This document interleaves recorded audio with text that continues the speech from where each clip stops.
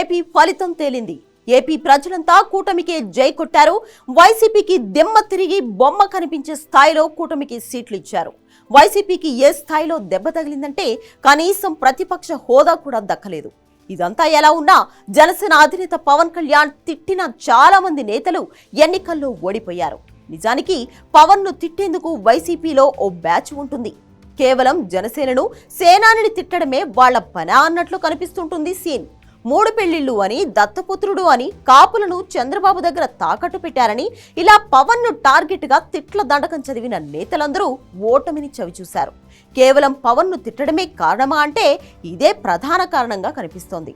పవన్ మీద నోరు పారేసుకున్న వాళ్ళు, బండబూతులు తిట్టిన వాళ్ళు, అసహ్యంగా మాట్లాడిన వాళ్ళు, వాళ్లందరినీ జనం తిరస్కరించారు. నిజానికి ఈ తీర్పును పోలింగ్ బూతుల దగ్గరే జనం మాట్లాడుకున్నారు. గుడివాడ ఎమ్మెల్యే కొడాలి నానితో పాటు పవన్ అంటే అంతెత్తు ఎగిరిపడే పేర్ని నాని, ఆయన కుమారుడు పేర్ని కిట్టుకు జనాలు షాక్ ఇచ్చారు.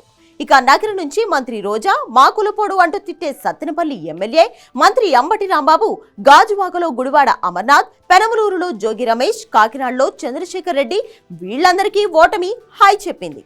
నిజానికి ఈసారి పోలింగ్ భారీగా నమోదు కావడంతో మహిళలు, వృద్ధులతో పాటు యూత్ కూడా కీ రోల్ ప్లే చేశారు.